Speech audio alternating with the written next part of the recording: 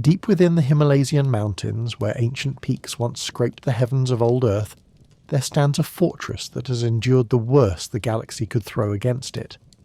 The Imperial Palace, a continent-spanning monument to humanity's determination, tells the story of one man's singular vision. That man was Rogal Dorn, the Praetorian of Terra, and understanding why he built what he built requires us to understand the very soul of the 7th Legion. The question isn't simply about fortifications or defensive emplacements. The question cuts to the heart of what it means to stand as humanity's bulwark in a galaxy that wants nothing more than to see mankind ground into dust. So let's delve into the mind of a Primarch who believed that victory wasn't just about conquest, but about holding what you've won. Let's explore the philosophy of a warrior who understood that sometimes the greatest battles are won not by advancing, but by refusing to yield a single inch. Before we enter the 41st millennium, a simple request. Subscribe to Obsidian Scriptorium. For you, it's a simple tap. For me, it's proof of loyalty that keeps the Inquisition from auditing my existence. The Emperor protects those with good metrics. Now, let the story begin. Picture the ice world of Inwit, a desolate sphere of frozen death orbiting at the edge of civilized space. Here, in the eternal twilight of its ice hives, a child was found who would one day reshape the very concept of defensive warfare. Rogal Dorn landed on this harsh world not as a conqueror, but as something far more fundamental, as someone who would learn that survival itself required fortitude beyond measure. The people of Inwit were not soft. They couldn't afford to be. Every structure had to withstand crushing ice storms. Every settlement required walls that could hold against both the elements and the raiders that prowled between the hive cities. Young Dorn was adopted into the House of Dorn, taken in by a clan patriarch who would serve as his grandfather and teach him the fundamentals of tactics and leadership. Even after discovering he was not blood-related to his adopted family, Dorn held his grandfather's memory in such high regard that he kept a fur-edged robe that had belonged to the old man, sleeping with it on his bed every night for the rest of his life. That detail alone tells you everything about Dorn's character. Fierce loyalty, deep sentiment hidden beneath a stoic exterior, and an unwavering commitment to those he considered his own. As Dorn grew, so did his legend. He rose through the ranks of his caste with methodical precision, eventually becoming not just the leader of his adopted house, but the ruler of the entire world. Then the surrounding region of space fell under his dominion, and he became Emperor of the House of Dorn, master of the entire Inwit cluster. But rulership alone wasn't enough for a mind like his. Orbiting Inwit was something that caught his attention, something that would become synonymous with his legacy. A massive star fortress of unknown origin, a relic from the dark age of technology that had somehow survived the millennia of chaos and destruction that followed humanity's golden age. The vessel was called Phalanx. We'll talk more about this incredible fortress-monastery later, but for now understand that Dorn spent years reactivating this ancient marvel, coaxing its systems back to life, learning its secrets. It was an endeavour that perfectly demonstrated his approach to warfare: methodical, thorough, patient, and focused on creating something that would endure. When the Emperor's Great Crusade finally reached the ice hives of Inwit in the year 835 of the 30th millennium, Rogal Dorn greeted his gene-father not with armies arrayed for battle, but at the helm of Phalanx itself. He offered this incredible vessel to the Emperor as a gift, a gesture that spoke volumes about his character. The Emperor, recognizing the worth of both the vessel and the man before him, declined the gift and instead returned Phalanx to Dorn's care, transforming it into the mobile fortress-monastery of the 7th Legion. Dorn became the 7th Primarch to be reunited with the Emperor, and with that reunion came the Imperial Fists Space Marine Legion, all of them created from Dorn's own genetic template. Dorn himself was fiercely loyal to the Emperor from that first moment they met. He never once sought favour or special treatment. He embodied truth in its purest form and could never tell a lie, even if doing so would have aided his cause. This absolute honesty was both his greatest strength and, at times, his greatest weakness. Because of this unwavering integrity, Dorn's statue stands as one of only 4 ever erected on Macragge, next to that of Roboute Guilliman himself, the Primarch of the Ultramarines. That honour speaks to the respect Dorn commanded, even among his brother Primarchs. The physical presence of Rogal Dorn was something that commanded attention without demanding it. He was a being of thunderous zeal made manifest, though you wouldn't know it from his stern and naturally unsmiling face. His bone-white hair sat in an unruly shock atop his head, and his features rarely softened into anything approaching warmth. But beneath that stony exterior burned a fire of absolute belief in his father's dream for the Imperium. To Rogal Dorn, there was no higher purpose to the existence of the Legion as Astartes than the unification of mankind and the illumination of the Imperium's ideals throughout the galaxy. It was said that Dorn possessed perhaps the finest military mind among all the Primarchs. His strategic thinking was as ordered and disciplined as Roboute Guilliman's, as courageous as Lionel Johnson's, yet still flexible enough to allow for those flashes of inspiration and battle zeal that marked the successes of warriors like Leman Russ and Jagatai Khan. Dorn's record during the Great Crusade was second only to Horus himself, but where Horus was flamboyant and charismatic, Dorn was resolute and reserved. That's precisely why Horus had been the obvious choice for War Master. Leadership requires different qualities than steadfastness, and while Dorn could hold anything, Horus could inspire anyone. In keeping with his patient, stony character, Dorn's 7th Legion became renowned for siegecraft and defensive strategies, unlike anything the Imperium had seen. The War Master Horus once joked at a banquet that where he could storm a fortress like no other, Rogal Dorn could hold it against any assault. Horus went further, quipping that if he ever laid siege to a bastion held by Dorn, the war would last for all eternity, the best in attack matched perfectly by the best in defence. The Imperial Fists were an immovable object to the Lunar Wolves' unstoppable force, and everyone recognised this fundamental truth. But Dorn's genius wasn't limited to defence alone. During the Great Crusade, the Imperial Fists served as the Emperor's strategic reserve, able to rapidly redeploy to crisis points across the expanding Imperium. They didn't just conquer worlds, they improved them, remaining until stable governance could be established. This was a marked contrast to some other legions, particularly the Iron Warriors under Perturabo, who conquered through brutal subjugation and moved on, leaving terror in their wake. Dorn wanted recruits, not vassals. He famously stated this principle, refusing to garrison worlds for his legion or claim their tithes. The Imperial Fists would be a military force, pure and simple, without the civil or political responsibilities that came with governing a legion homeworld. This philosophy manifested in practical ways. When Dorn liberated Necromunda from an Orc invasion sometime in the 30th millennium, he didn't claim the Hive world for himself. Instead, the Hive Lords consented to recruits being drawn from their population in gratitude, and a fortress chapel was duly consecrated. But the Imperial Fists were there as esteemed guests, not masters. To this day, the local holiday of Imperial Fistmas commemorates that liberation, and according to legend, Rogal Dorn's presence inspired a universal time of goodwill and cheer on what is otherwise one of the most brutal and violent hive worlds in the Imperium. Despite his fierce reputation as a general, and his legion's prowess in warfare, Dorn demonstrated compassion for civilian populations in ways that set him apart from several of his brothers. This compassion was evident during his clash with Conrad Kurz in the Churut War, and with Ferrus Manus during the Astrani campaign.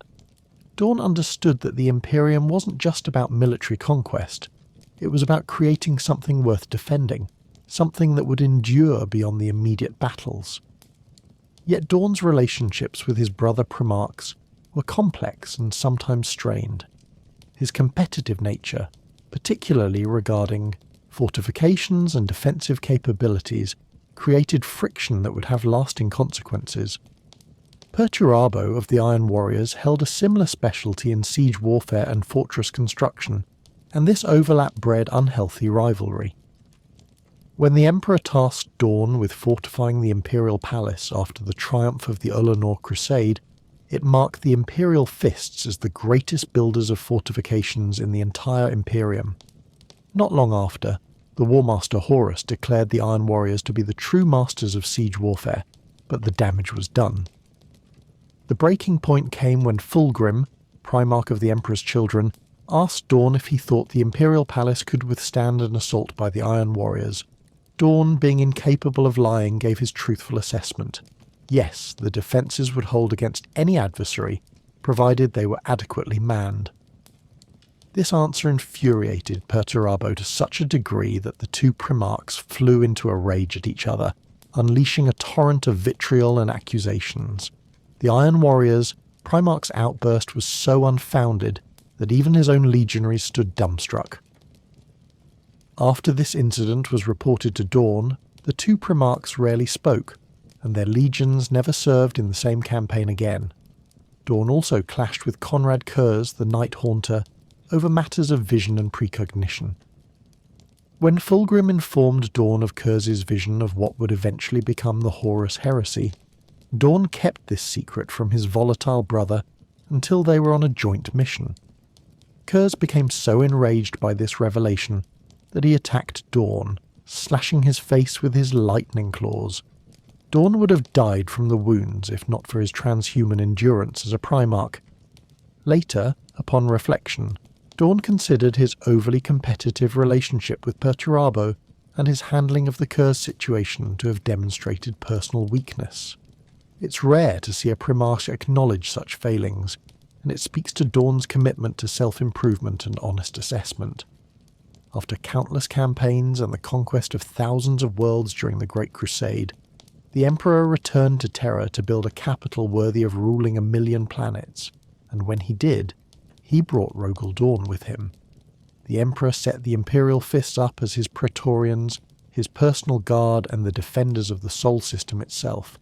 But more importantly, he charged Dorn with the single most important construction project in human history, the fortification of the Imperial Palace. This decision to name Dorn as Praetorian of Terra did not go unnoticed by the other Primarchs. To some among his brothers, this served only to distance Dorn and his legion further from the rest of the expeditionary forces. Those who had seen what they perceived as sins of hubris and obstinacy in Dorn's undoubted stubbornness and pride viewed this aggrandizement as a further cause for discord and disquiet. They whispered that perhaps the Emperor was playing favourites, elevating one son above the others, but the Emperor knew something they didn't. He understood that what he was about to build on Terra, the secrets he was about to pursue in the depths of the Imperial Palace, would require protection beyond measure. The fortifications would need to be perfect, and only one of his sons had the vision, the patience, and the sheer bloody-minded determination to make them so. That son was Rogal Dorn. The Imperial Palace as it exists in the 41st millennium is something beyond comprehension. It sprawls across the entirety of what were once the Himalayan mountains, now known as the Himalaysians, covering continent-wide territories with structures that extend several kilometres into the sky and several dozen kilometres beneath Terra's surface. The palace is said to contain 4,029,154 chambers in its entirety, though that number may be outdated or incomplete. It is quite simply the largest structure ever built by human hands, and it all began with Rogal Dorn's vision. When Dorn first surveyed the site where the Imperial Palace would rise, he saw not just a palace but a statement. This would be the heart of the Imperium, the seat of the Adeptus Terra, the centre of all imperial power and administrative authority. It would need to be both magnificent and indestructible, a symbol of humanity's dominance and a fortress capable of withstanding anything the galaxy could throw against it. Dorn approached this task with the same methodical precision he brought to all his endeavours, but with an added weight of responsibility. This wasn't just another campaign objective. This was his father's home, the throne from which the Emperor would guide humanity to its destiny. The initial construction of the Imperial Palace was a marvel of both aesthetics and functionality. Dorn understood that a palace must inspire as well as protect, must represent the ideals of the Imperium while serving as its ultimate redoubt. The Annapurna Gate stands as a perfect example of this philosophy. Throughout the age of the Imperium, millions of pilgrims have flocked to Terra simply to see its exquisite craftsmanship. The Orbis and lazulite work encrusting this gate took Menzo of Travat 30 standard years to complete, and it was said that its ornamentation surpassed even the legendary Eternity Gate in pure aesthetic beauty. But beauty wasn't the primary concern. The Lion's Gate, one of the massive portals of the palace, originally featured 2 enormous lion statues overlooking it, magnificent sculptures that spoke to the majesty of the Imperium's capital. Dorn had these removed when the true test came, making way for defensive emplacements that could actually contribute to the palace's protection.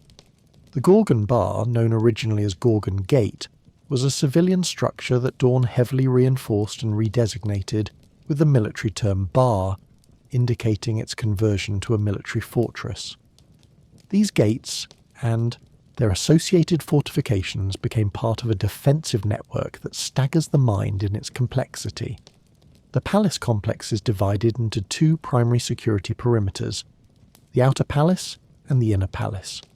Both function essentially as separate urban regions, and both are marked by thousands of landing pads for small craft and weapon systems of such scale that they can engage threats in orbit. The walls surrounding the Outer Palace alone are gargantuan beyond belief. They stretch up to 1,000 metres in width, making them as broad as some cities are long. In some sections, these walls reach 1,500 metres in height, taller than the greatest structures anywhere else on Terra. Defence towers consisting of massive gun citadels run along the walls every 100 metres of their length, each tower a fortress unto itself. But the walls aren't just walls. Inside these massive barriers exist power generators sufficient to supply entire hive cities, ammunition trains that could feed a planetary campaign, aircraft hangars that could house fleets, barracks for millions of troops, and void shield generators powerful enough to deflect orbital bombardment. These walls stretch for thousands of kilometres around the palace, and defending them requires hundreds of thousands of soldiers who live and die within the fortifications themselves. The walls of the Imperial Palace are, in truth, more of a contiguous fortress than a simple barrier. Beyond the physical defences, the palace is protected by void shield arrays known collectively as the Aegis. These energy barriers can absorb and deflect weapons fire that would otherwise devastate the structures below. The void shields flicker and shimmer above the palace like an aurora, each vein carefully positioned to provide overlapping fields of protection. Should one shield fail, others immediately compensate, creating redundancies upon redundancies. Ancient laws prohibit construction too close to the palace walls, leaving the areas around the Outer Palace empty, which is an extreme rarity on Terra in the 41st millennium. This clear zone serves a dual purpose. It prevents potential siege engines or weapons emplacements from being pre-positioned near the walls, and it provides clear fields of fire for the palace's defensive batteries.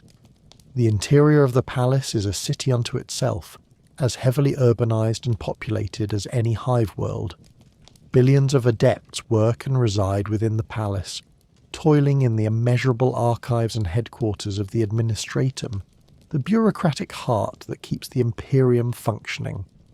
The Outer Palace is also heavily urbanized by a population of destitute non-adepts who serve in countless menial roles. The Adeptus Arbites maintain order and vigilance within the Outer Palace, especially outside official buildings which are often thronged with queue lines of those seeking employment. Shock troops stand ready to put down the vicious queue riots that occasionally erupt when tensions run high. At the very heart of the Inner Palace lies the Sanctum Imperialis, and at its centre stands the Golden Throne itself, where the Emperor of Mankind has sat for 10,000 years, his shattered body kept barely alive by the arcane machinery that Rogal Dorn helped install after the heresy. The path to this most holy of holies is guarded by the Eternity Gate, a portal so magnificent and so heavily defended that it has never been breached by an enemy in all the millennia since its construction. The Adeptus Custodes, the Emperor's personal guard, maintain a constant vigil beyond this gate, and they are among the very few permitted to pass into the Emperor's presence. But why did Dorn build the palace this way? Why create something so vast, so complex, so utterly impregnable? The answer lies in understanding what the Emperor was actually doing on Terra. While Dorn oversaw the fortification of the planet, the Emperor was pursuing the Webway project, an attempt to access the ancient Eldari network of tunnels through the warp that would have revolutionized human expansion and travel. This project was conducted in absolute secrecy deep beneath the palace, and it required protection not just from conventional threats, but from the predations of chaos itself. Dorn understood, perhaps better than many of his brothers, that the enemies of humanity wouldn't simply accept defeat. They would seek to strike at the heart of the Imperium, to decapitate the leadership and throw mankind into chaos. The palace needed to be able to withstand not just conventional siege, but assault from traitor space marines, demonic incursions, and weapons of such devastating power that they could crack continents. Every system Dorn designed had redundancies. Every wall had firing positions with interlocking fields of fire. Every approach was a killing ground where attackers would be funneled into predetermined zones where the defenders held every advantage. During the fortification process, Dorn was forced to make difficult decisions. He had the Annapurna Gate, that masterwork of artistic achievement, carefully dismantled and stored within the palace's vaults. He intended to have it rebuilt following an imperial victory over the upstart Warmaster Horus and his cohorts of traitors. Whether these stored elements survived the massive orbital bombardment during the Siege of Terra, or whether they're still kept within the confines of some great sealed chamber, remains unknown. But the decision to remove them at all shows Dorn's priorities. Aesthetics mattered, but survival mattered more. The transformation of Terra itself into a fortress world extended far beyond just the palace. Dorn oversaw the construction of defensive installations across the Sol system, turning every moon and planet into a potential strongpoint. The outer planets became early warning stations and defensive bastions. Mars, home to the Adeptus Mechanicus, was already heavily fortified, but Dorn worked with the Tech Priest to integrate its defences into the overall strategic picture. Pluto and its moons were transformed into surveillance stations and fortresses, part of a 5-tiered defensive layer designed to buy time and bleed any attacking force before they could even reach Terra itself. The Lionsgate spaceport became one of the most critical defensive positions. This massive facility allowed the rapid deployment of troops and material across Terra's surface, and its strategic importance couldn't be overstated.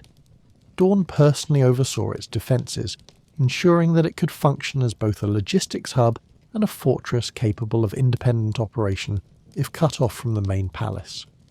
Every dock, every hangar, every approach was calculated for maximum defensive efficiency. Dorn's defensive philosophy was built on principles that seemed simple on the surface, but required genius to execute properly. First, defense in depth. Multiple layers of fortifications that an attacker must breach sequentially, each layer bleeding them further. Second, interlocking fields of fire. No approach goes uncovered, and defenders can support adjacent positions. Third, prepared fallback positions. If one defensive line fails, the defenders can retreat to pre-prepared positions rather than being routed. Fourth, supply redundancy. Multiple supply lines and stockpiles ensure that isolated positions can continue fighting even if cut off. Fifth, communications networks that are hardened against jamming and destruction, allowing command and control to be maintained even under the most desperate circumstances. These weren't just theoretical considerations. Dorn tested every system, ran exercises, identified weaknesses and corrected them. He walked every wall, inspected every bunker, reviewed every ammunition stockpile. His attention to detail bordered on obsessive, but it was this very obsession that made his fortifications the best in the galaxy. Other Primarchs might have delegated this work, might have trusted subordinates to handle the minutiae, not Dorn. He understood that in defensive warfare the smallest overlooked detail could become the fatal flaw that brings down everything. The Imperial Palace also incorporated numerous specialised facilities that served both administrative and defensive purposes. The Astronomicon, the psychic beacon that allows warp travel throughout the Imperium, is housed within the palace. Its protection was paramount, as its failure would effectively cut off the vast majority of the Imperium from coordinated action. Dorn designed multiple redundant defensive layers around this facility, ensuring that even if the outer palace fell, the Astronomicon would continue to function. Throughout the fortification process, Dorn worked closely with the Adeptus Custodes, the Emperor's personal guard. These warriors, each one a work of art in genetic engineering that surpassed even the Space Marines, would be the ultimate defenders of the inner palace. Dorn coordinated with their Captain General, Constantin Valdor, to ensure that the Imperial Fists' defensive plans meshed seamlessly with the Custodians' own protocols. This cooperation wasn't always easy. The Custodes served the Emperor directly and answered to no Primarch, but Valdor and Dorn developed a mutual respect based on their shared dedication to the Emperor's protection. As the Great Crusade continued to expand the Imperium's borders, the fortification of Terra proceeded with relentless efficiency. But Dorn wasn't content to simply build static defences. He trained the Imperial Fists in the specialised warfare that would be required to defend the palace. They practised fighting in the dense urban terrain of hive cities, learning to use every corner and corridor to their advantage. They trained in both the holding and retaking of fortifications, understanding that defence sometimes requires aggressive counterattacks to keep an enemy off balance. The defensive doctrines Dorn developed went beyond simple tactics.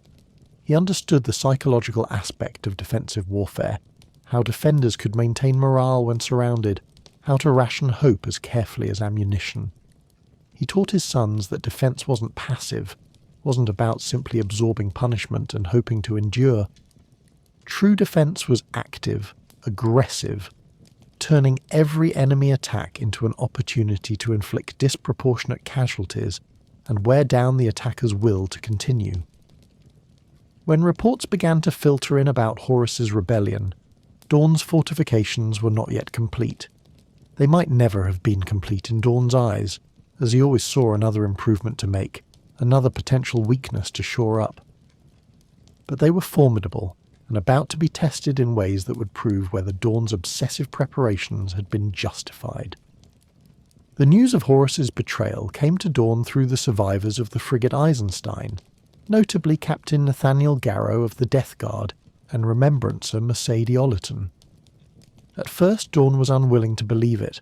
Horus was the War Master, the Emperor's chosen, the most beloved of all the Primarchs. The idea that he would turn traitor seemed impossible, but the evidence was overwhelming, and Dorn, who valued truth above all else, accepted the terrible reality. His brother had betrayed the Emperor, and civil war was coming to the Imperium. Dorn was subsequently named Lord Commander of the Imperium until Robute Guilliman's expected arrival, charged with bolstering the defences of the Imperial Palace even further and overseeing the overall defensive strategy for the Loyalist forces. This appointment gave him authority that extended far beyond just Terra, allowing him to coordinate the movements of Loyalist fleets and armies across vast distances. But his primary focus remained the defence of Terra and the Emperor. The fortification efforts intensified dramatically. Dorn was Dorn, forced to make sacrifices that pained him but were militarily necessary. Beautiful architecture that had taken decades to create was demolished to make room for weapons batteries and reinforced bunkers. Gardens and parks were converted into killing zones with clear fields of fire. The aesthetic beauty of the palace was subordinated entirely to its defensive requirements. Dorn later reflected that this transformation was necessary but tragic, turning humanity's greatest monument into a purely military installation. As Horus's forces crept closer to Terra through a series of campaigns and battles, Dorn conceived his 5-tiered defensive strategy for the Sol system. The outer tier consisted of Pluto and its surveillance stations, designed to detect any approaching fleet and provide early warning. The second tier used the gas giants of the outer system as strong points, with defensive stations that could harry and delay an attacking force. The third tier focused on Mars and the asteroid belt, leveraging the Mechanicum's considerable military assets. The fourth tier centred on Luna, Terra's moon, which was converted into a massive fortress capable of supporting Terra's defence, while also serving as a potential fallback position if Terra itself fell. The fifth and final tier was Terra itself, the ultimate redoubt where the fate of the Imperium would be decided. Each tier was designed to buy time, to force Horus to commit forces and resources to reduce each position, to bleed the traitor forces before they even reached Terra. Dorn knew he was outnumbered. The traitor legions were numerous and powerful, bolstered by dark allies from the Warp and Traitor Army regiments. But he also knew that defenders held inherent advantages, and he intended to exploit every single one of them. The fortifications Dorn built weren't just physical structures. He established command networks that could coordinate forces across the entire system. He stockpiled ammunition and supplies sufficient for years of siege warfare. He trained the Imperial Army regiments that would support the Space Marines in the defence, understanding that common soldiers would bear much of the burden. He organised civilian populations for their own defence and survival, knowing that the siege would affect every living soul on Terra. Perhaps most importantly, Dorn prepared his own sons, the Imperial Fists, for the trial ahead. He spoke to them of duty and sacrifice, of the absolute necessity of holding Terra no matter the cost. He told them that they were the Emperor's last line of defence, that if they failed, everything would be lost. But he also told them that he had faith in them, that they had been created for this very moment, and that their training and preparation would see them through. The Imperial Palace, as it stood on the eve of the Siege of Terra, was the most heavily fortified position in the entire galaxy. Every weapon, every wall, every soldier was positioned according to Dorn's grand strategy. It was impregnable, or as close to impregnable as human engineering could make it. But Dorn knew something that perhaps only a few others understood. No fortress, no matter how strong, is truly impregnable if the defenders lose hope or if the attackers are willing to pay any price for victory. The question that hung over Terra as the traitor fleets approached wasn't whether the fortifications would hold. It was whether they would hold long enough for Robute Gilliman and Lionel Johnson to arrive with reinforcements and catch Horus in a vice between multiple loyalist forces. Everything Dorn had built, every wall and weapon, was designed for one purpose: buying time. Time for reinforcements. Time for the Emperor to finish whatever work he was doing in the depths of the palace. Time for hope to endure in humanity's darkest hour. While the Imperial Palace represents Dorn's greatest achievement in static fortification, Phalanx stands as the ultimate expression of mobile defensive warfare. This vessel, this city-sized fortress that travels among the stars, deserves its own examination because it embodies everything Rogal Dorn believed about power projection and defensive capability.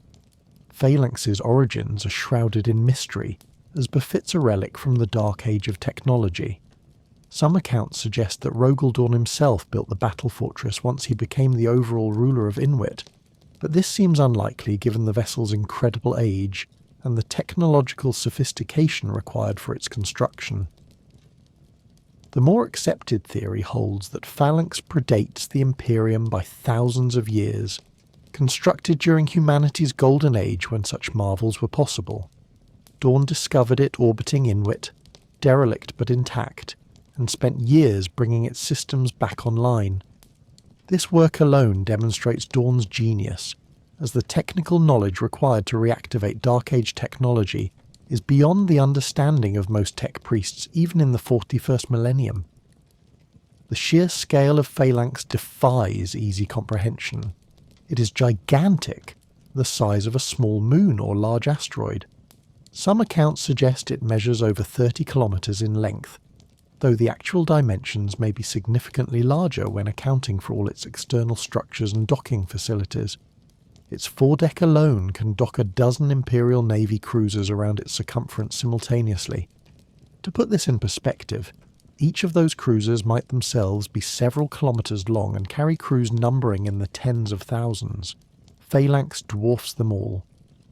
In many ways, Phalanx is the only vessel ever built by mankind that approaches the scale and complexity of the Ildari craft worlds, those world ships that carry entire populations of the ancient alien race through the void. But where craft worlds are essentially mobile planets, with organic wraithbone structures, Phalanx is a fortress in the truest sense, a deliberately designed military installation that happens to be capable of warp travel. The vessel's exterior appearance varies somewhat depending on the account, but common descriptions paint a picture of towering forests of spires interlaced with flying buttresses, giving it the appearance of a Gothic cathedral expanded to planetary scale. Its upper surface bristles with weapons and sensorium domes, detecting arrays that can track threats across vast distances. Two wings sweep back from the main hull, trailing directional vanes like long gilded feathers. Every surface is clad in solid armour plating meters thick, and every angle is covered by more torpedo tubes and lance batteries than any Imperial battleship could muster. The beak-like prow bears thousands of battle honours and campaign markings accumulated over 10,000 years of service. When Dorn first offered Phalanx to the Emperor upon their meeting, he was met with an interesting response. The Emperor declined the gift but returned the vessel to Dorn's care, transforming it into the mobile fortress-monastery of the Imperial Fists. This decision was significant. By making Phalanx the chapter's home rather than claiming a planet as many legions did, the Imperial Fists remained mobile, able to respond to threats anywhere in the galaxy without being tied to a specific world's defence. Officially, the homeworld of the Imperial Fists is Terra itself, but in practical terms Phalanx has served as their true base of operations throughout their entire history. This mobile nature aligned perfectly with Dorn's philosophy about wanting recruits rather than vassals. The Imperial Fists maintain recruitment chapels on various worlds spread throughout the Imperium, visiting these worlds in turn every few generations to select promising candidates. Phalanx allows them to maintain this recruitment pattern without being bound to any single world. The interior of Phalanx incorporates architectural elements that mirror the fortresses Dorn built on planetary surfaces. Stone corridors, archways, and cathedral-like spaces create an environment that feels solid and permanent despite being aboard a starship. The main concourse is a cathedral-sized space over 100 metres high, with a domed ceiling decorated with the victories of both the Legion and the Chapter. A 30-metre-wide diamond sits at the top of the dome, and the walls hold beautiful reliefs depicting the history of the Imperial Fists. The marble floor features intricate mosaics of Chapter imagery. At one end stands a massive staircase leading to a kilometres-long hall containing various trophies of conquest, physical reminders of the countless worlds the Imperial Fists have fought to defend or liberate. The Strategium serves as the command bridge of not only Phalanx but also the headquarters of the Imperial Fists fleet. From this chamber, fleet operations are coordinated and campaigns are planned. The missing left hand of Rogal Dorn is kept here in a sacred shrine, the holiest relic of the Chapter. It's here that Chapter members renew their oaths, swearing before the skeletal hand of their Primarch to uphold the traditions and duties of the Imperial Fists.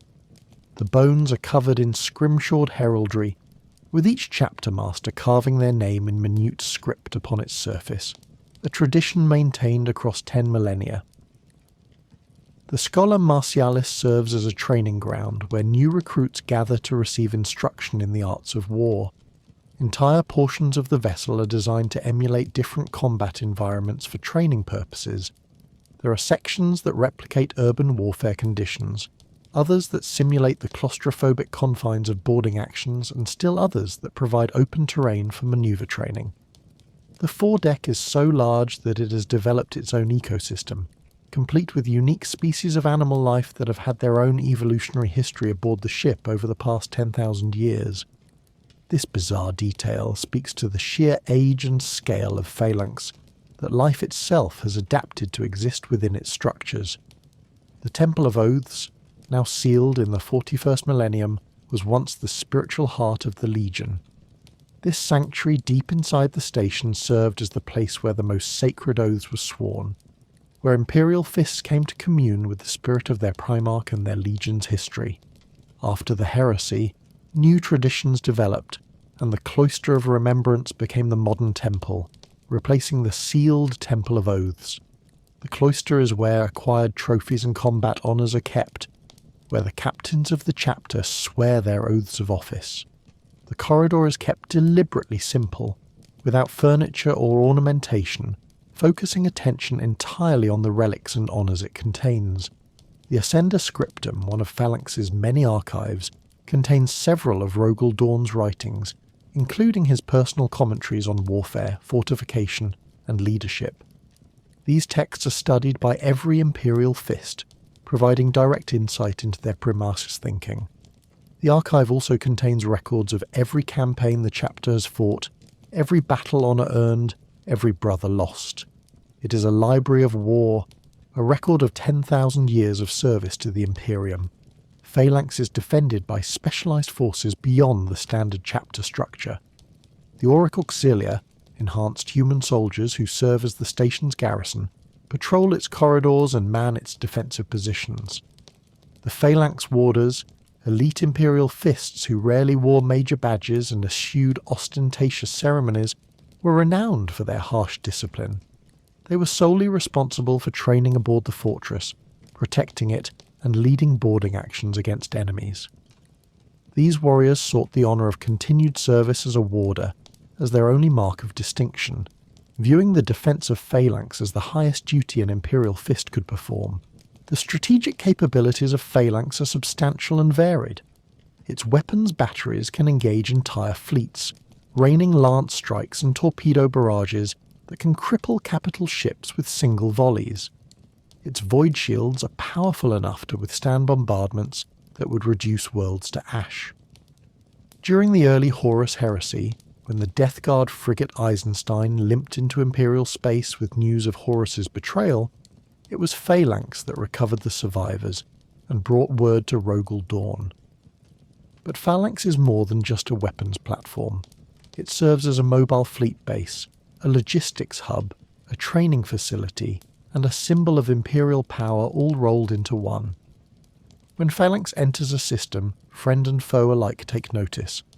Its arrival can turn the tide of entire campaigns, providing orbital fire support, deploying Imperial Fists to critical battlefields, and serving as a command centre for coordinating multiple fleet actions simultaneously. During the Horus Heresy, Phalanx was stationed over Terra for much of the conflict, serving as the command base for Rogal Dorn, as he oversaw the fortification of the Sol system. However, as Horus's advance toward Terra drew near, Dorn eventually moved to the bastion of the Imperial Palace to more directly command the ground defence. During the final stages of the Solar War, Dorn intended to use Phalanx to shatter the traitor armada emerging from the warp near Luna and Mars, and he personally took command of the vessel for this purpose. This plan nearly ended in disaster when the Remembrancer Mercedes Ollerton unwittingly unleashed the demon Samus upon the vessel. The demon and his hordes manifested directly aboard Phalanx, bringing with them legions of never-born creatures that sought to corrupt and destroy the fortress from within. Dorn and the Imperial Fist aboard fought a desperate battle through the corridors and chambers of their own home, with the Primarch even engaging Samus in direct combat and slaying the creature. But Samus was continually reborn by possessing the bodies of the fallen, making the battle seem unwinnable. Dorn was ready to order the self-destruction of Phalanx to prevent it from falling into demon hands when Ollerton committed suicide, closing the portal from which the demons had manifested. This sacrifice banished the Neverborn, but Phalanx had been damaged during the battle. With traitor forces closing in around them and the vessel compromised, Dorn made a difficult decision. He ordered Admiral Neora Sukasson to take Phalanx into the outer reaches of the Sol system, to both save it and wage a guerrilla war on the traitor rear lines, keeping pressure on Horus's forces while they besieged Terra. During the Siege of Terra itself, Phalanx formed part of a loyalist refugee fleet under Sukasson, hiding at the edge of the Sol system, along with other vessels such as the Imperator Somnium, the Red Tear, and the Monarch of Fire. These ships represented a fleet in being, a threat that Horus had to account for in his planning, even though they weren't directly engaging in the siege.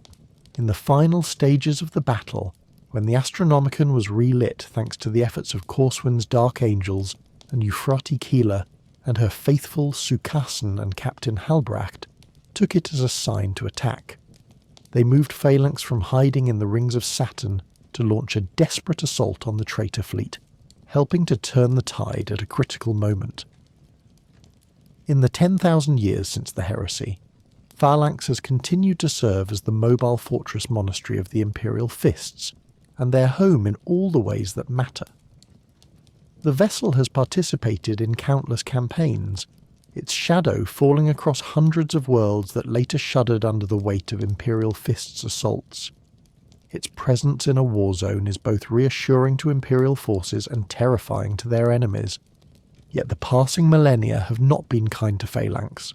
Despite the efforts of the Imperial Fists tech marines, more of the mighty vessel's systems fail each year, and the skill required to repair them has long passed out of living memory. Phalanx rarely departs the Sol system in recent times, its venerable engines coaxed to life only in service of great vengeance or dire need. Though it remains a pale shadow of its former glory, the starship's might still outshines any other vessel known to mankind. During the 41st millennium, Phalanx faced another demonic invasion. This time, only the Third Company led by Brother Captain Tor Garadon and half of the First Company's Terminators were available to defend the fortress. Leading the incursion were the Iron Warriors Warsmith Shontu and the Demon Prince Belacor, who sought to outdo Abaddon by conquering Phalanx and dropping it onto the Imperial Palace. Garadon and his men fought hard, but despite their determination they were eventually pushed back to one final redoubt. In the desperate final moments, when it seemed Phalanx would fall, the captain used the fortress's engines as a weapon, ramming a Blackstone fortress during the 13th Black Crusade over Cadia, destroying the Will of Eternity after its shields were disabled by Space Wolves under Sven Bloodhowl. When Cadia was destroyed, Phalanx led the Imperial evacuation fleet out of the system, saving countless Imperial citizens and military forces. The vessel now stands vigil over Terra on the orders of the reborn Robute Guilliman, enveloped by repair cradles and servo armatures.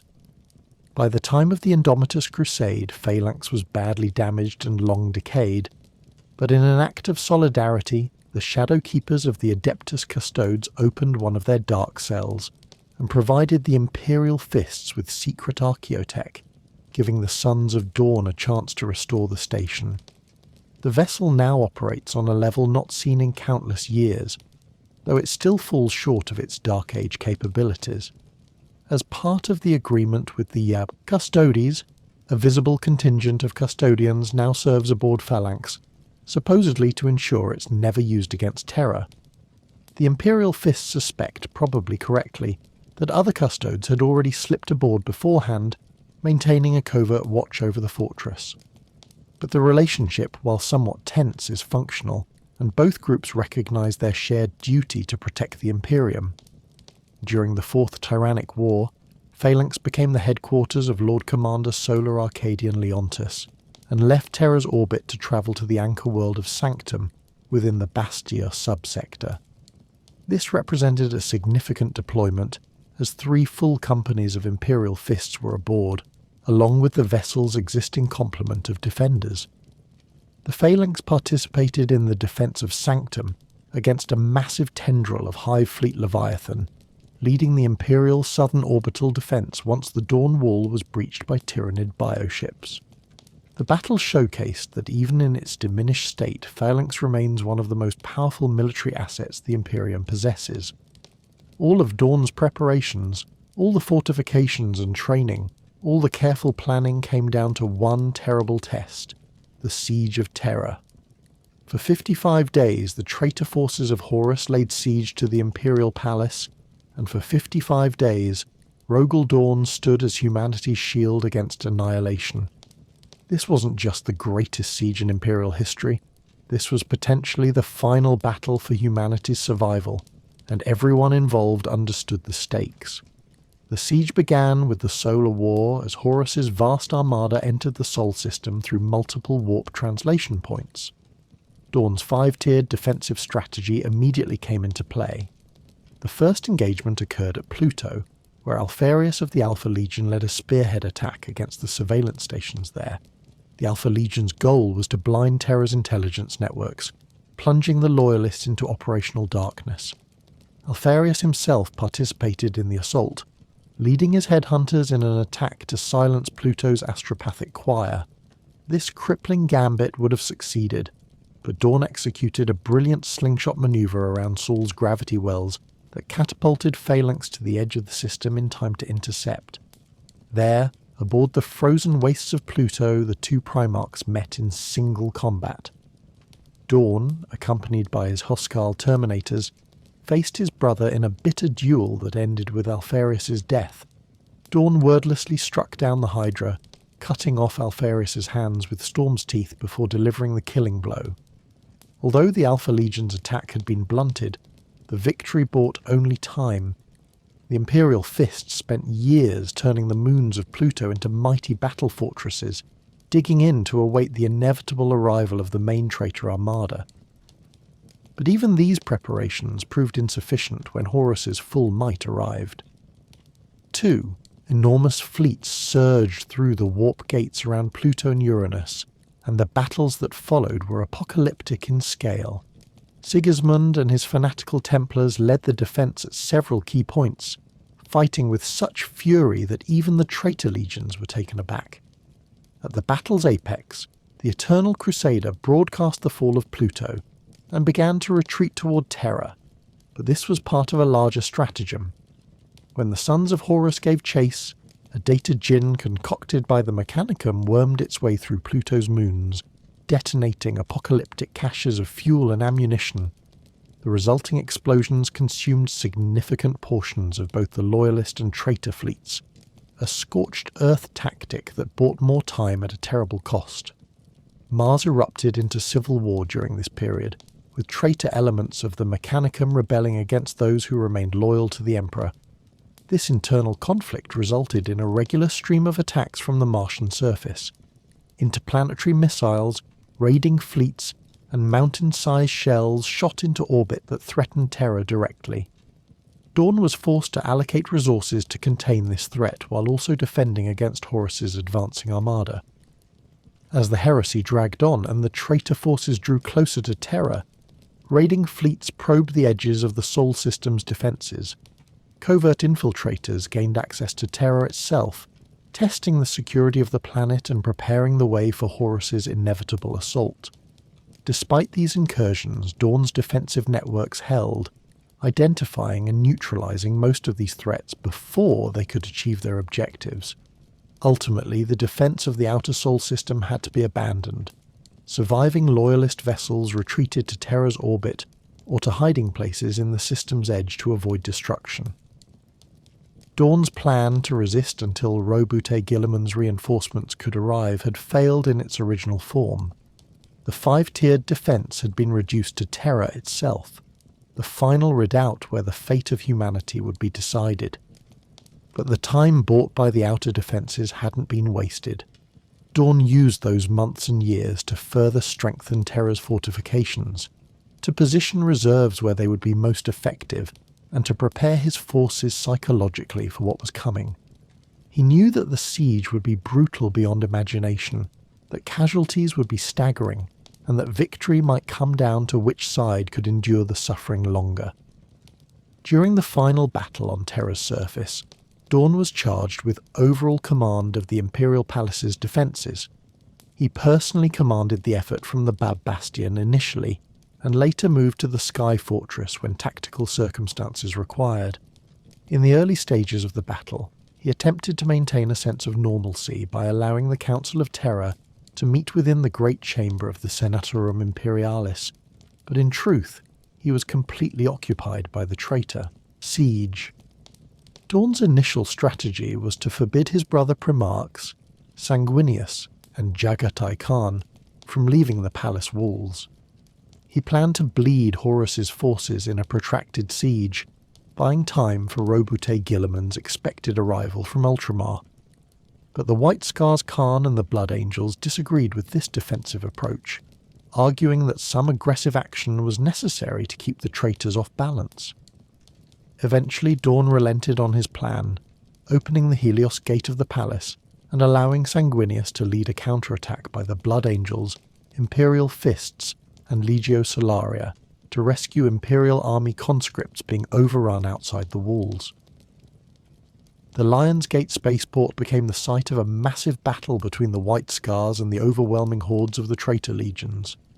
Jagatai Khan spearheaded a daring night attack comprised of his White Scars, surviving remnants of the 1st Tank Division and elements of surviving Imperial army regiments against the surprised traitors. Throwing a defensive perimeter around the spaceport, he held it against all counterattacks, halving the flow of traitor legionaries and material toward the Imperial Palace at a stroke. The siege saw 4 major simultaneous battles as Horus launched coordinated assaults against multiple key positions. Dorn only had enough resources to adequately hold 3 of these locations and was reluctantly forced to abandon a 4th, and its defenders to annihilation. He ultimately chose to abandon the Eternity Wall spaceport, reasoning that since the Loyalists didn't command the orbit above Terra, such a facility was useless to them anyway. More importantly, Dorn suspected that Perturabo knew of a flaw in the Saturnine Gate and set a trap there to annihilate the traitors as they attempted to exploit it. At Gorgon Bar, Sanguinius and Imperial Fists Captain Fafnir Ran oversaw the defences against a large Iron Warriors-led assault. During this battle, Sanguinius destroyed a Warlord Titan of the Legio Vulpa by boarding its head and impaling it with the Spear of Telesto, a feat that has entered Imperial legend. At the Saturnine Gate, Dorn's trap worked perfectly, catching a massive traitor force in a carefully prepared killing ground and inflicting catastrophic casualties.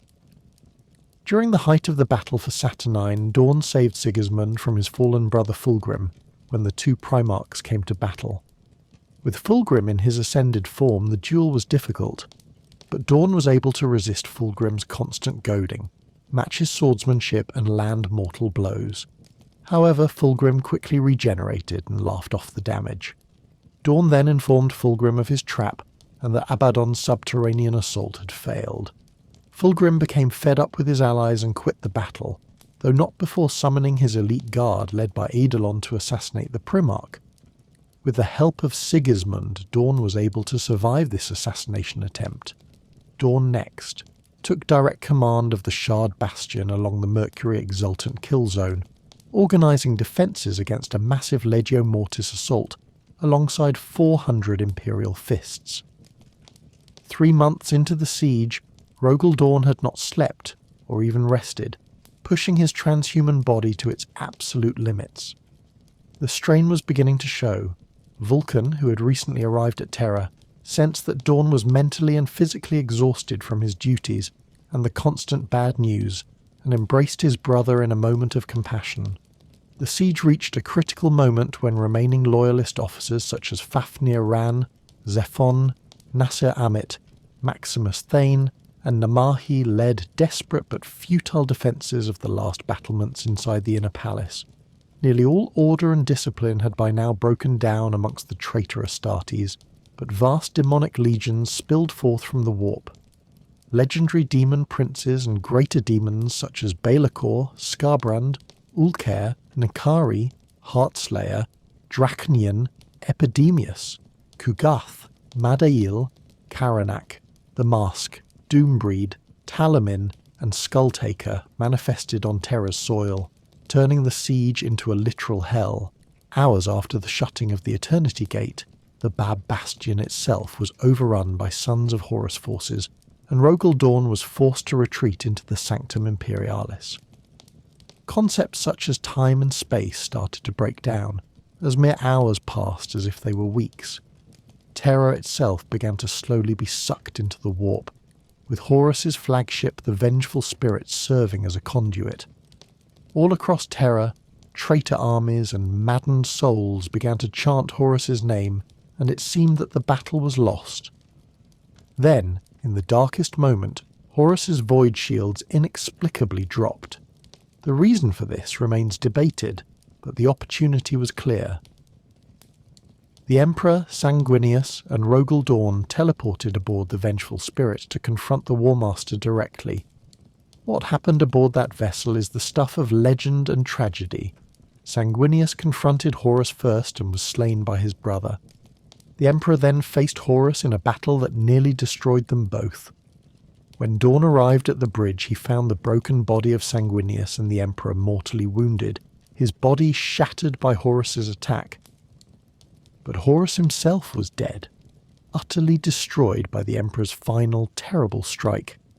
Dorn carried his brother Sanguinius's body back to the Blood Angels and brought the Emperor back to Terra.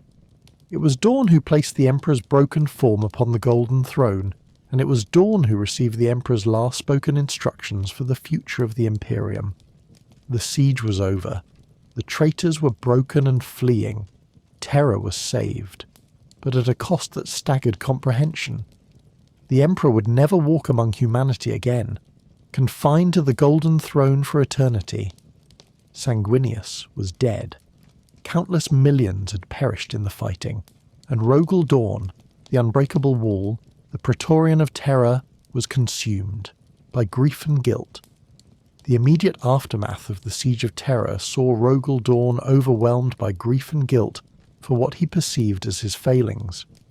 In his mind, he had failed to protect the Emperor, failed to prevent Sanguinius's death, failed in his duty as Praetorian.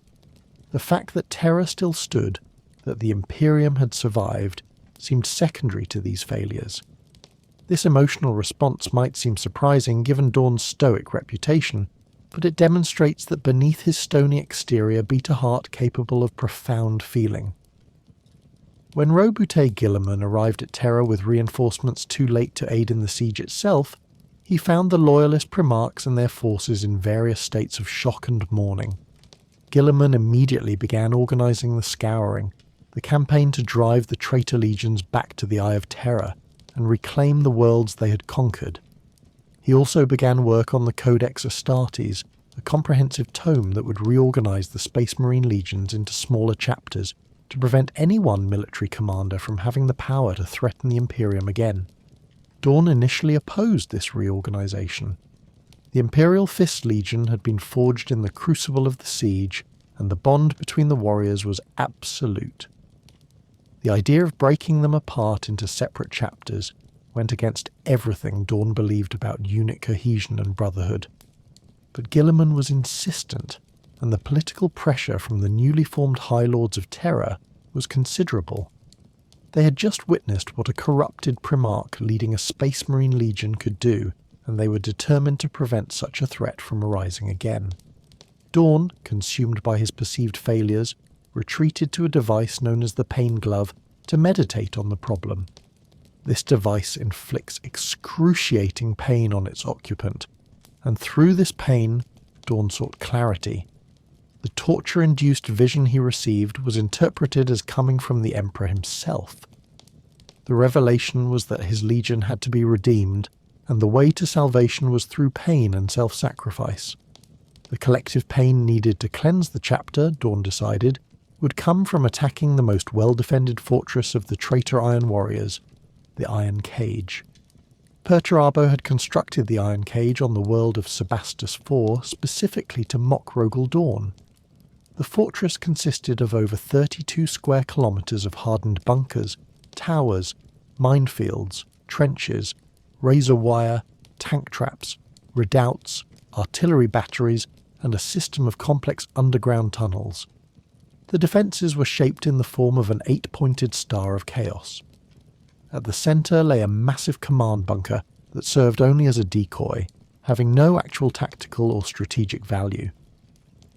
It was a trap designed specifically to ensnare the Imperial Fists and allow the Iron Warriors to inflict overwhelming casualties.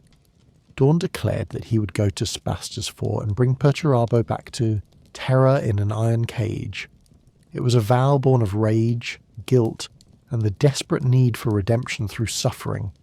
He led his most die-hard followers into the iron cage, knowing full well it was a trap. The siege that followed lasted for weeks, and was everything Perturabo had hoped it would be, a meat grinder that consumed Imperial Fists by the thousands. The Imperial Fist refused to die. When their ammunition ran out, they fought hand to hand. The trenches of the Eternal Fortress ran with blood. The Imperial Fist stood bright-eyed and full of hate for the foes of the Imperium, mowing down their former Space Marine brothers without remorse. Dorn stood as a giant in their midst, his mind clear with purpose after years of doubt and guilt. The Iron Warriors would have had to sacrifice their own lives and their Primarch to destroy the Imperial Fists completely, a price they weren't ready to pay. The arrival of the Ultramarines cut the conflict short. Guilliman, understanding what was happening but horrified by the casualties, intervened to save what remained of Dorn's sons. The Iron Warriors fled for the Eye of Terror rather than face the combined might of two legions. The Imperial Fists had suffered staggering losses, but they had proved their loyalty to the Emperor and cleansed themselves of what they perceived as earlier failures in their own eyes. What remained of the Legion was divided into chapters as Guilliman had demanded. The most zealous Marines, those who had embraced the suffering of the Iron Cage with religious fervour, formed the Black Templars. The more rational and newly recruited Marines became the Crimson Fists. Those most devoted to their Primarch and the traditions of the Legion remained as the Imperial Fists.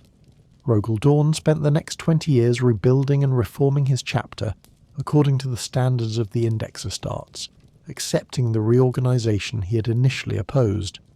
Dorn's fate after this period remains uncertain and subject to debate. According to official records, Rogal Dorn led an assault on a Chaos Space Marine vessel during the First Black Crusade in the late 31st millennium. After attacking the Black Crusade's war fleet with a vastly outnumbered Imperial force, Dorn relied on hit-and-run attacks to harass the enemy while waiting for reinforcements. During an assault on the bridge of the Chaos battleship Sword of Sacrilege, Dorn disappeared. Only his skeletal hand was recovered, leading his sons to conclude that their Primarch had been slain. This hand, sometimes called the Hand of Dorn or Fist of Dorn, is preserved within a stasis field deep within Phalanx. For 10,000 years, it has served as the holiest relic of the Imperial Fists and their successor chapters, a symbol of ultimate sacrifice, an unwavering commitment to duty. Each chapter master adds their name to the scrimshawed surface, maintaining a tradition that links the present to the distant past. However, some evidence suggests Dorn may have survived longer than official records indicate. The third founding of Space Marine chapters, reliably dated to between 910 and Nero 10 of the 32nd millennium, was initiated by Dorn himself, suggesting he remained active and influential within the Imperium for centuries after the heresy. The resurrected Primarch Vulcan hinted at Dorn's survival during the War of the Beast in the mid-32nd millennium.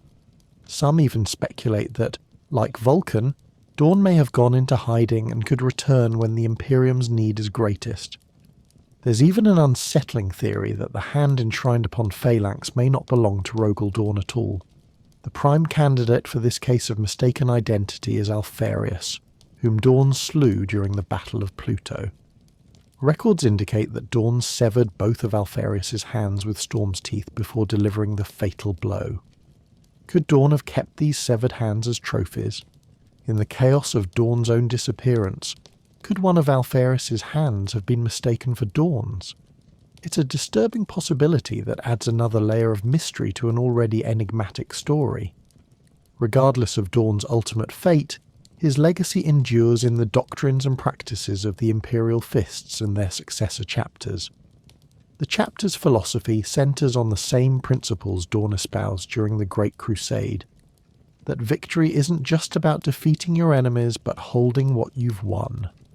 The Imperial Fists are masters of both defensive and offensive siege warfare, able to hold any position against overwhelming odds and equally capable of methodically reducing enemy fortifications. The chapter maintains traditions that emphasise sacrifice and honour.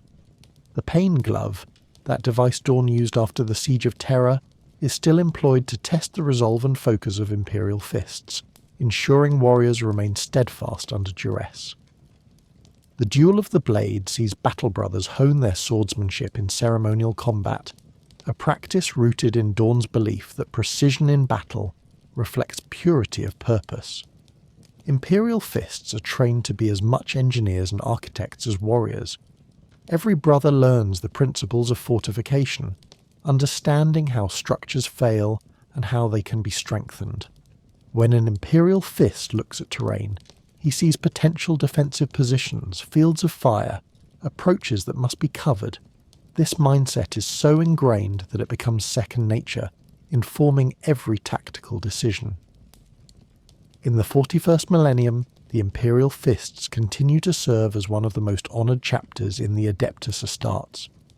They have participated in countless campaigns, their fortifications turning defeated territory into secure Imperial holdings. During the War of the Beast, when a massive Orc invasion threatened Terra itself, the Imperial Fists faced near destruction but refused to break, embodying the stubbornness their Primarch instilled in them. The chapter's Primaris reinforcements following, Roboute Guilliman's return have bolstered their ranks, bringing new warriors who nevertheless adhere to the ancient traditions. Phalanx, restored to something approaching its former capabilities by Custodian Archaeotech, continues to patrol the Void, a mobile fortress that remains one of the Imperium's most powerful assets. Dorn's philosophy of defensive warfare has influenced Imperial doctrine far beyond just the Space Marines. The principles he established, defense in depth, interlocking fields of fire, redundant systems, these concepts are taught in every Imperial Guard academy and applied on battlefields across the galaxy. The very concept of the fortress world, entire planets converted into virtually impregnable strongholds, stems directly from Dorn's example at Terra. Even in the era Indomitus, with the galaxy split by the Great Rift and new threats emerging from every direction, the Sons of Dorn hold the line.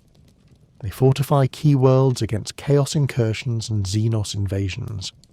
They answer calls for aid from across the Imperium, bringing their expertise in defensive warfare to desperate situations. And always, they remember their Primarch's teaching that sometimes the greatest victory is simply refusing to yield. So why did Rogal Dorn build the Imperium's strongest fortress? The answer isn't found in a single reason, but in understanding the man himself and what he believed about warfare, duty, and humanity's future. Dorn built the Imperial Palace because he understood that the Emperor's great work required protection, that the heart of the Imperium must be able to withstand any threat. He built it with obsessive attention to detail, because he knew that in defensive warfare, the smallest overlooked flaw can become catastrophic failure. He built it to be impregnable, because anything less would be a betrayal of the trust the Emperor had placed in him. But more fundamentally, Dorn built what he built because he believed in something beyond just military necessity. He believed in creating things that would endure, fortifications that wouldn't just win battles but secure the future. His philosophy was simple: victory without security is hollow. You can conquer 1,000 worlds, but if you can't hold them, if you can't protect them, then what have you really achieved? The Imperial Palace stands today, 10,000 years after its construction, bearing the scars of the worst siege in human history but still standing nonetheless. It stands as a monument not just to Dorn's genius as a fortress architect but to his understanding of what humanity needs. A symbol of endurance, a physical manifestation of the idea that no matter how dark the galaxy becomes, mankind will not fall. Phalanx still patrols the Void, carrying the Sons of Dorn to battlefields across the Imperium, bringing the promise of unbreakable defence to worlds in need. It serves as a reminder that some things, when built properly, can last forever. The Siege of Terra proved that Dorn's philosophy worked. Against overwhelming odds, against traitor legions empowered by dark gods, against demonic hordes and weapons that could crack continents, the Imperial Palace held. It held because every wall had been placed with purpose, every weapon positioned for maximum effect, every fallback route planned in advance. It held because the defenders believed in what they were protecting, and because their commander had prepared them for the worst. That's the legacy of Rogal Dorn. Not just the physical fortresses he built, though those are impressive enough. His true legacy is the idea that defense isn't passive, isn't about simply absorbing punishment and hoping to survive. True defense is active, aggressive when necessary, and rooted in absolute refusal to yield. It's the understanding that sometimes the most important battles aren't won by advancing, but by standing your ground when everything and everyone else is falling back. In the grim darkness of the far future where there is only war, the Sons of Dorn continue to embody these principles. They build fortresses that turn defeats into victories. They hold lines that everyone else says can't be held. They refuse to break because breaking would dishonour everything their Primarchs taught them. Rogal Dorn built the Imperium's strongest fortress because he understood something fundamental about humanity's struggle for survival. That sometimes the most heroic thing you can do is simply refuse to fall. That when the darkness closes in and all hope seems lost, someone needs to be the wall that the darkness breaks against. That was Dorn's gift to the Imperium, and it's a gift that continues to protect mankind 10,000 years later. If you enjoyed this deep dive into Rogal Dorn and the Imperial Fists, make sure to hit that like button and subscribe to the channel. We've got plenty more Warhammer lore videos coming, and you won't want to miss them. Drop a comment letting me know what faction or character you want to see covered next. Until next time, stay vigilant, and remember, in the defense of humanity there is no compromise. The Emperor protects, but Rogal Dorn protects better.